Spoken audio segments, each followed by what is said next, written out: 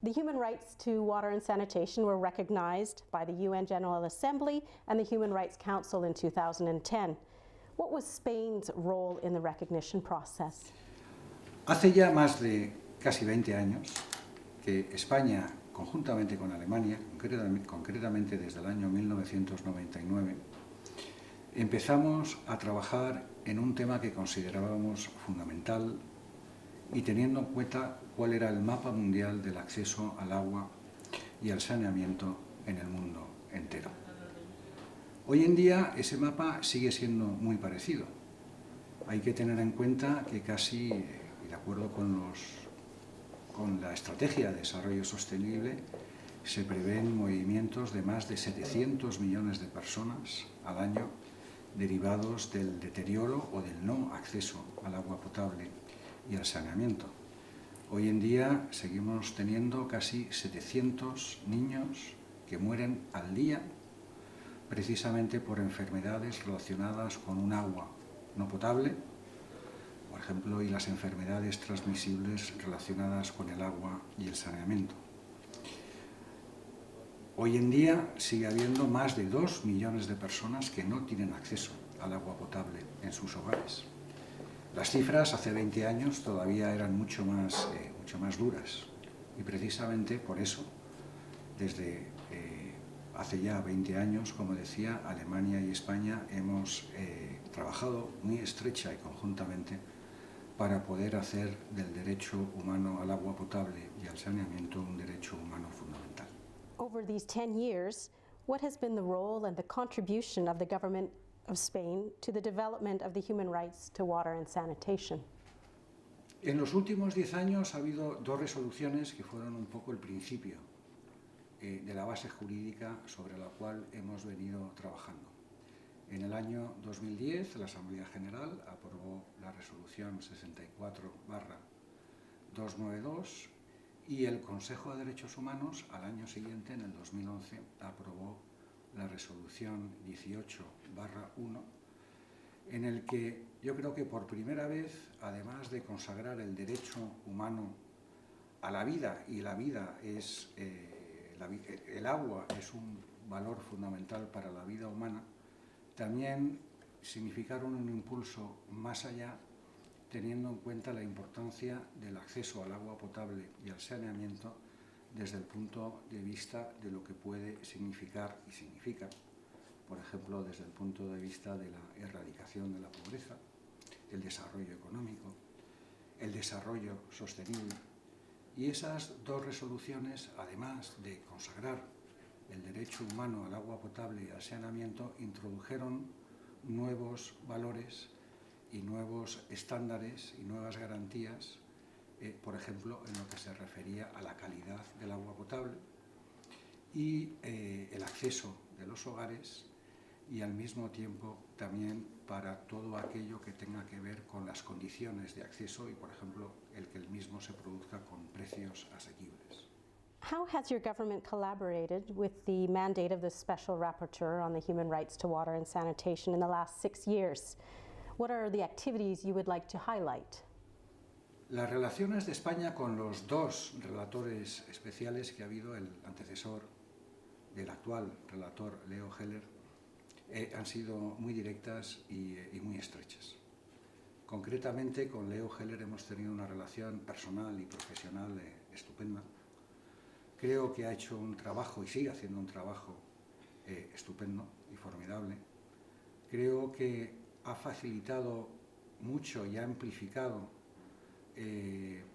la importancia del agua potable y del saneamiento en los últimos años, fundamentalmente en lo que se refiere a la juventud, y sigue también con una importante agenda de trabajo, no solamente en el mundo subdesarrollado, sino incluso también en el mundo desarrollado, en el que evidentemente todos podemos mejorar. Me gustaría mencionar la última participación que ha tenido el relator, el señor Heller, con motivo del reciente COP25 celebrado en Madrid, en donde, junto con la colaboración de nuestra Oficina de Derechos Humanos del Ministerio de Asuntos Exteriores, organizamos un acto paralelo, un side event, precisamente sobre agua potable y saneamiento, que tuvo una alta participación y constituyó uno de los momentos importantes para poner en realce y poner el acento en la importancia de estos temas durante los trabajos del COP25. Además, hoy en día España también, con motivo de la estrategia de desarrollo sostenible, tenemos muy entre nuestras prioridades mayores la Agenda 2030, y dentro de la Agenda 2030 el objetivo de desarrollo sostenible es claro, es el acceso al agua potable para la población mundial en el año 2030. Y también, en palabras del propio secretario general de Naciones Unidas, el derecho al agua y al saneamiento es un derecho humano fundamental, vital. Looking forward to the next decade, what would be or what could be the role of the Special Rapporteur in further promoting and protecting the human rights to water and sanitation? And what could be the role of state and non-state entities? Esa es una muy buena pregunta. Yo creo que la función principal del relator especial es seguir manteniendo en la agenda política el agua y el acceso al saneamiento como una de las prioridades políticas, pero que evidentemente tiene que constar también con la voluntad política de los Estados, de la sociedad civil, de las empresas, por ejemplo, también, que desarrollan una labor fundamental, y de toda la ciudadanía. Fundamentalmente es, como decía, mantenerlo alto en la agenda política y contar con países como Alemania y España, que seguiremos haciendo una prioridad del agua y el acceso al saneamiento, una prioridad en nuestra política exterior, y concretamente en política exterior y derechos humanos. El acceso al agua y al saneamiento es ya una prioridad en nuestras prioridades de política exterior desde el año 2005. Llevamos ya casi 14 años con el agua como prioridad política estratégica. How is your government working, particularly with the Ministry of Foreign Affairs, Cooperation and European Union, on the implementation of the human rights to water and sanitation? Bueno, además de trabajar conjuntamente con Alemania en la aprobación de las resoluciones anteriores y en su renovación, porque normalmente antes se renovaban cada año, ahora se renuevan cada 2 años. La última vez que renovamos fue renovando precisamente el mandato del relator especial, y en junio del año pasado aprobamos la resolución de la renovación del mandato, y además introducimos también una vertiente que también es prioritaria en la política exterior de derechos humanos española, que es la vertiente agua potable y género, sobre todo pensando en el acceso a agua potable y a saneamiento precisamente de mujeres y de niñas. También en lo que es nuestro plan director de cooperación española e internacional, tenemos ahora mismo un plan director que abarca desde el año 2018 hasta el año 2021, en el que el agua y el saneamiento son componentes esenciales. En el marco de la cooperación española también, y desde el año 2007, pero que luego se hizo efectivo 2 años más tarde, en el 2009, pero ya llevamos 10 años con él, pusimos en marcha el Fondo de Cooperación al Agua y al Saneamiento, un fondo que a lo largo de estos últimos 10 años pues, es un fondo dedicado fundamentalmente a la cooperación con países de América Latina y del Caribe.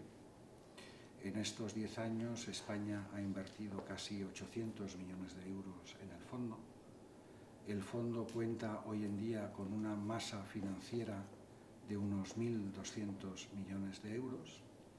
Y en estos años de funcionamiento, pues por ejemplo, en estos países de América Latina y el Caribe, gracias a la financiación de estos proyectos, pues más de 2 millones de personas han tenido acceso al agua potable y al saneamiento. Pero, como decía, siempre hay cosas que cabe mejorar, y por eso sigue siendo una prioridad en nuestra política exterior y en materia de cooperación internacional. Looking at the progress made so far on sanitation, who or what group of individuals do you think is still left behind around the world? Yo creo que, desgraciada y lamentablemente, sigue habiendo todavía muchos grupos de población a lo largo y ancho del mapa mundial que todavía no tienen el acceso garantizado al agua y al saneamiento.